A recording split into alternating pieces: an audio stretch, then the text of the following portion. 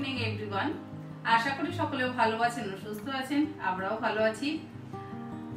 গতকাল আপনারা হয়তো আমার টাকি ব্লগ সকলেই দেখেছেন। ব্লগটা কেমন লাগলো অবশ্যই জানাবেন। টাকি ব্লগ দেখার আগে আপনারা দেখেছিলেন ছেলের বন্ধু বান্ধবরা এসেছিল বলে বেশ রান্না বান্না হয়েছিল। আর রান্না বান্না হলে রান্নাঘরের অবস্থা তো খারাপ হবেই। তাছাড়া প্রত্যেক দিন তো আমাদের প্রত্যেকের রান্নাঘরে রান্না বান্না হয়েই থাকে, আমারও তার ব্যতিক্রম একেবারেই নয়। তবে রান্না বান্না হলে ময়লাটাও তেমনই হয়।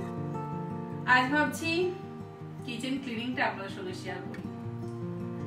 যদিও আমি চেষ্টা করি সবসময় পরিষ্কার পরিচ্ছন্ন রেখে কাজ করবার, তবু অতিরিক্ত যখন রান্না বান্না হয় তখন তো অপরিষ্কার হয়েই যায়।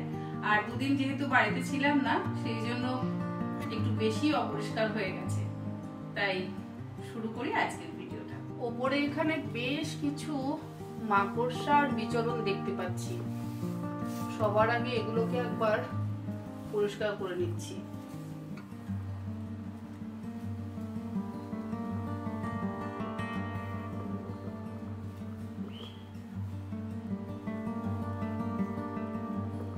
রান্নাঘরটা তো পুরোটা সাদা, সেই জন্য না থেকে থেকে এরকম মাকড়সার বিচরণ আর মাকড়সার জাল দেখতে পাই।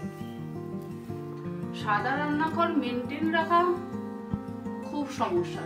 দেখতে ভারী ভালো লাগে, কিন্তু মেনটেন করতে বেশ কষ্ট হয়।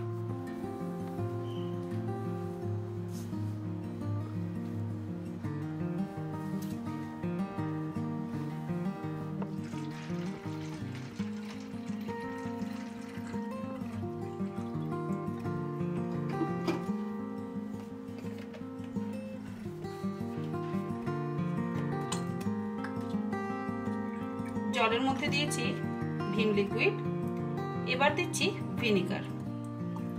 ওই 2 চিপি মতন ভিনিগার দিয়ে দিচ্ছি, আর একটু দেব বেকিং সোডা।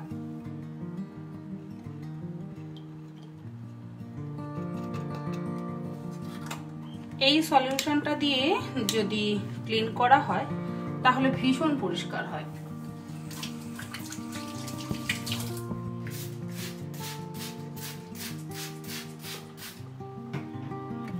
সলিউশনটা বানিয়ে নিলাম, সেটা স্প্রে বটলে যেহেতু বানিয়ে নিয়েছি, স্প্রে করে দিলাম। আর এইভাবে স্কচ ব্রাইট দিয়ে ঘষে পরিষ্কার করে দিচ্ছি। এইভাবে করলে খুব তাড়াতাড়ি পরিষ্কার হয়ে যায়। তারপরে একটা ভিজে কাপড় দিয়ে মুছে নিচ্ছি। আর মাইক্রোফাইবারের কাপড় যদি ব্যবহার করা হয় বা কোনো তোয়ালে কাপড় যদি ব্যবহার করা হয় তাহলে বেশি সুন্দর পরিষ্কার হয়। সুতির কাপড়ও অবশ্যই হবে। আমাদের মাদের তো দেখতাম ছেঁড়া শাড়ি ছেঁড়া জামা দিয়ে তারা এই সমস্ত কাজকর্ম করত।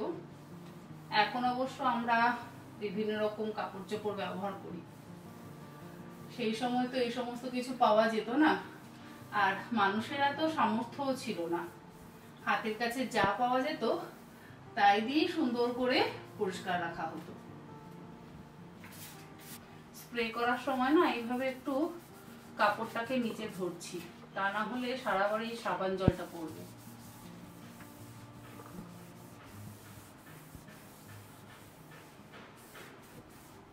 প্রত্যেক দিন এই পাল্লাটাতে যেহেতু হাত দিয়ে দিয়ে খোলা হয়, সেই জন্য পাল্লাটা না কালো হয়ে গেছে।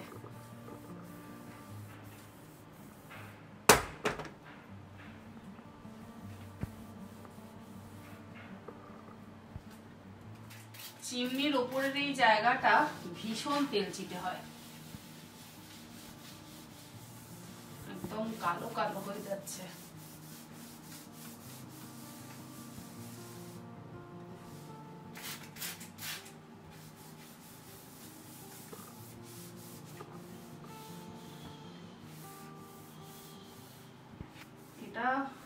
যেহেতু একদম গ্যাসের ওপরে, চিমনি যতই থাক দেখেছি যে একটা তেলচিটে ভাব চিমনির ওপরে হয়েই যায়।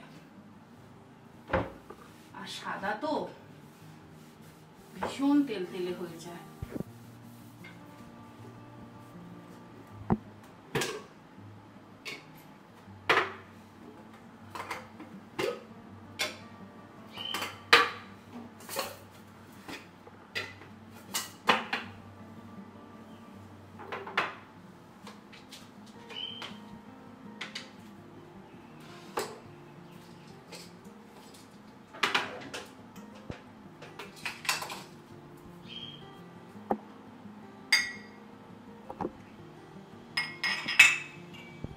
কাপ কেনা আমার একটা যে নেশা সেটা দেখে নিন।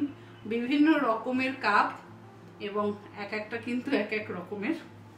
ভীষণ ভালো লাগে আমার কাপ কিনতে, শুধু কাপ কিনতে নয়, যে কোনো রকমের ক্রকারি কিনতে আমার ভীষণ ভালো লাগে। আর সুবিতের কাছে খাই তেমনই বকুনি, বলে ছোট বাড়িটাকে ভরিয়ে ফেলেছো, এবার এই বাড়িটাও ভরিয়ে ফেলবে।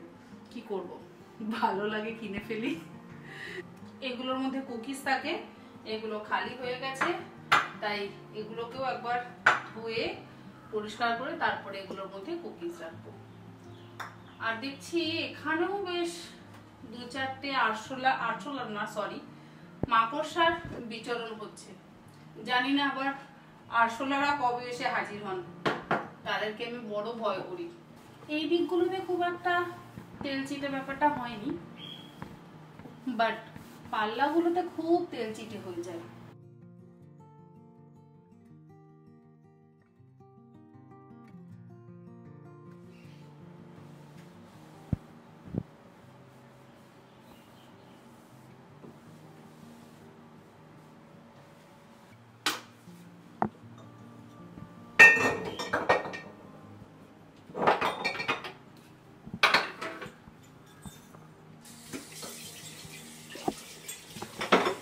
এগুলো চাইলেই আমি ডিশওয়াশারে দিয়ে ওয়াশ করতে পারতাম, তবে সবসময় ডিশওয়াশারে সমস্ত কিছু আমি ধুই না, মোটামুটি এগুলোকে যখন সময় পাই তখন হাত দিয়ে ধুয়ে পরিষ্কার করে নিই।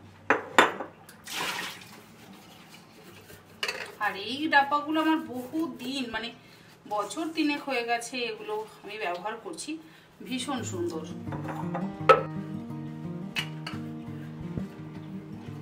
এগুলো আমি ওয়েস্ট সাইড থেকে কিনেছিলাম।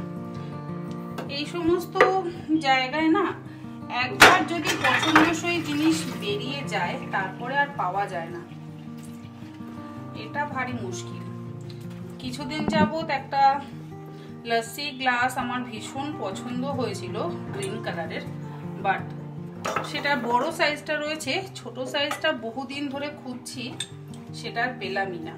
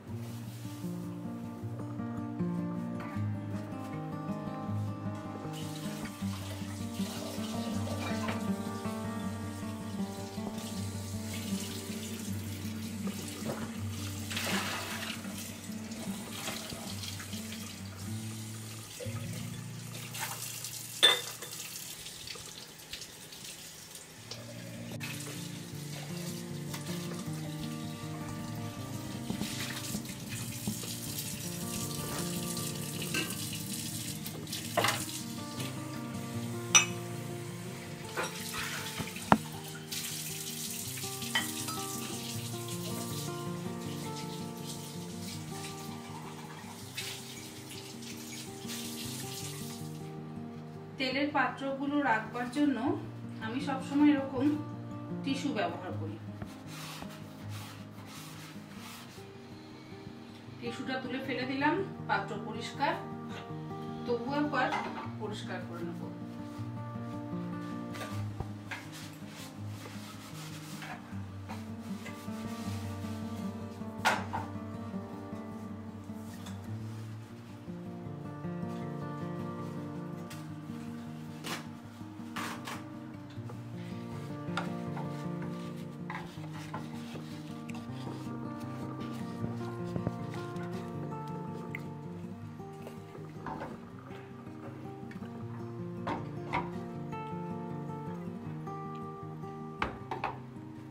কোনাটা বড্ড তেলতেলে হয়ে গেছে। আর এই কোনাগুলো পরিষ্কার করার জন্য এই ব্রাশ তো আমি আপনাদেরকে আগেই দেখিয়েছিলাম। জাস্ট একটু ভিম লিকুইড দিয়ে কোনাগুলোকে এই ব্রাশের সাহায্যে ঘষে নিলে খুব সুন্দর পরিষ্কার হয়ে যায়।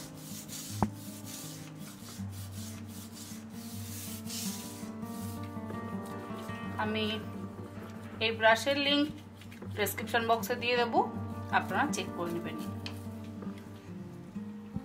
ভীষণ উপকারী এই ব্রাশগুলো।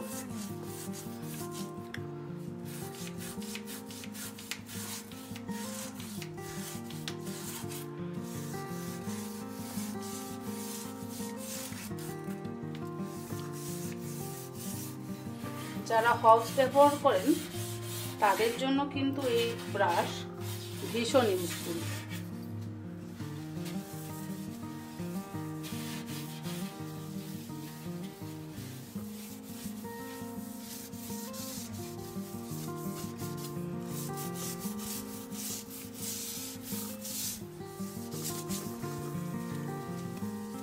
আমি কিন্তু একেবারেই লেফটি নই, আপনারা জানেন, বাট কিছু কিছু ক্ষেত্রে আমার বাঁ হাতটা বেশ ভালো চলে আর কি এই পরিষ্কারের ক্ষেত্রে।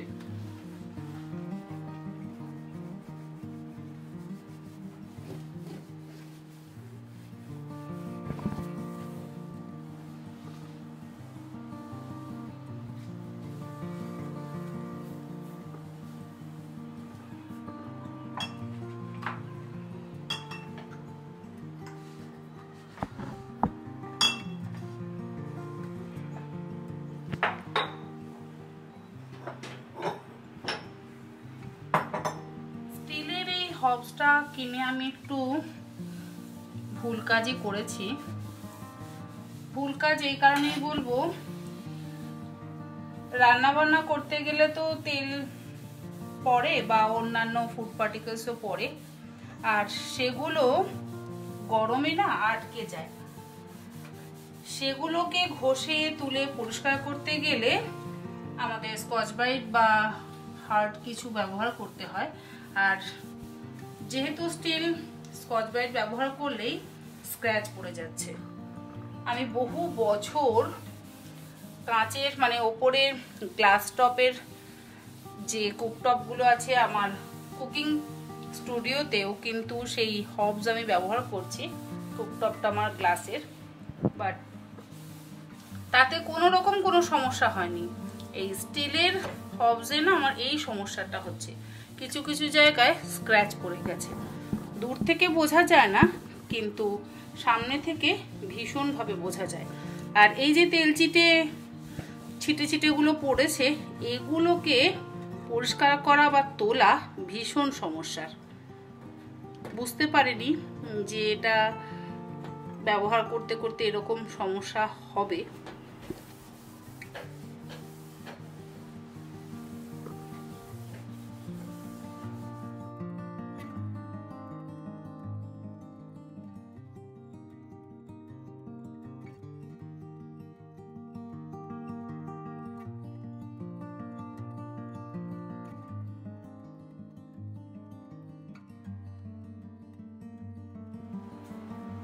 কাজ করতে করতে হাঁপিয়ে গেছি, তাই ভাবলাম একটু নিজের জন্য টনিক বানিয়ে নিই। টনিক হচ্ছে চিনি ছাড়া লিকার চা।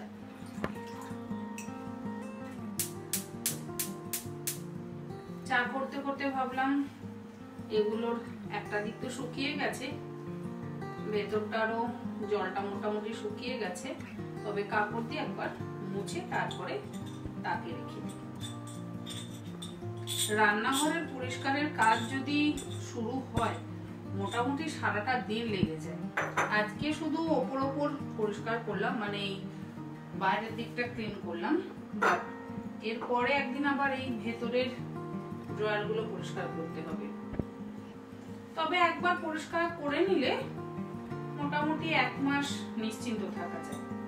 আর ডেলি তো গ্যাস ওভেন এবং তার পেছনে রান্না বান্না করার পর পরিষ্কার করা হয়েই থাকে, সেই জন্য খুব একটা অপরিষ্কার থাকে না।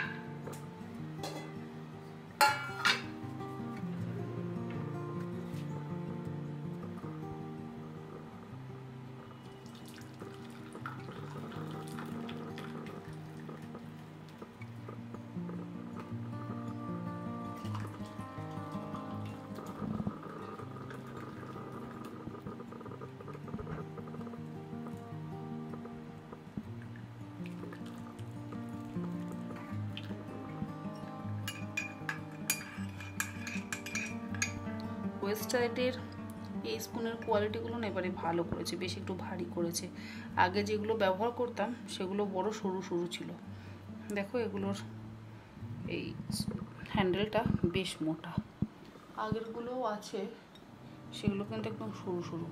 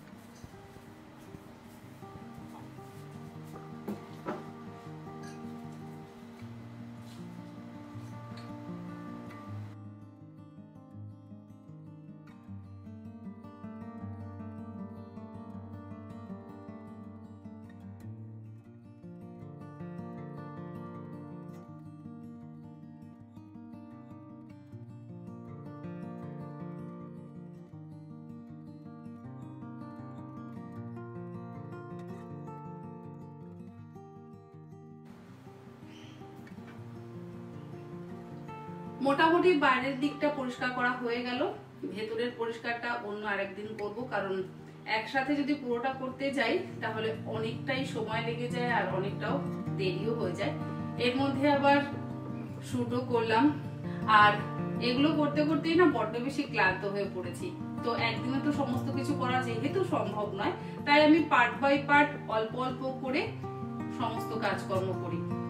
আর হবসটা পরিষ্কার করেই শুট করেছি, কিন্তু শুট করার পর আবারও তেল টেল ছিটেছে, মশলা চারিদিকে ছড়িয়েছে, তো সেই জায়গাটা আবার একবার পরিষ্কার করে নেব। আর হবসের নিচের দিকটাতেও না ছোট ছোট ফুড পার্টিকেলস অনেক পড়ে, তো সেই জায়গাটাকেও একসাথে ক্লিন করে নিচ্ছি। আর দেখিয়ে দিচ্ছি যে হবসের নিচটা কিভাবে আমি পরিষ্কার করি। এই যে এইভাবে দেখুন, হবস তো পরিষ্কার করলাম, কিন্তু তা সত্ত্বেও আবার এই যে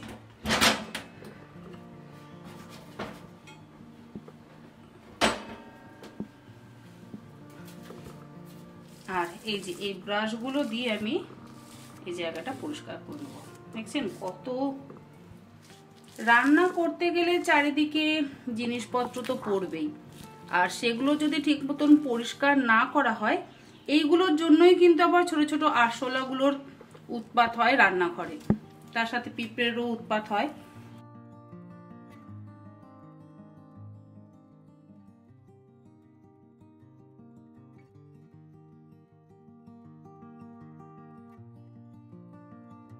আর এই যে একটা রাবারের গাস্কেট কোম্পানি থেকেই দিয়েছে, যাতে ফুড পার্টিকেলসগুলো ভেতরে না পড়ে, গাস্কেটের বাইরের দিকেই থাকে।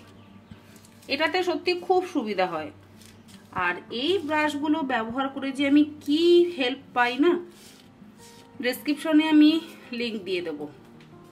খুব বেশি তেল মশলা ছেটেনি, তবুও যেটুকু ছিটেছে সেটুকু তো পরিষ্কার করা প্রয়োজনীয়, তাই আবার গ্যাস ওভেনটাকে মানে হবসটাকে একটু ক্লিন করে নিচ্ছি, ব্যাস তাহলেই আমার আজকের ক্লিনিং পর্ব কমপ্লিট। আর এটা মোটামুটি হবস বাদে আর এই কুকিং এরিয়াটা বাদে বাকি মোটামুটি সপ্তাহে একদিন ক্লিন করলেই যথেষ্ট। রোজ রোজ করা সম্ভব হয় না কারোর পক্ষেই, আমিও করি না, তবে এইটা ডেলি তো অবশ্যই করতেই হবে। যাকে আমি তাহলে বাকি কাজটা শেষ করি, আর ভিডিওটা তাহলে আজকে এখানেই শেষ করছি। আশা করি আজকের ভিডিওটা আপনাদের ভালো লাগলো। ভালো লাগলে অবশ্যই একটা লাইক করে দেবেন এবং কমেন্ট করে জানাবেন ভিডিওটা আপনাদের কেমন লাগলো। আজ তাহলে এই পর্যন্ত, আবার হাজির হয়ে যাব অন্য কোনো ইন্টারেস্টিং ব্লগ বা ভিডিও নিয়ে। আপনারা সকলে ভালো থাকবেন, সুস্থ থাকবেন, ধন্যবাদ।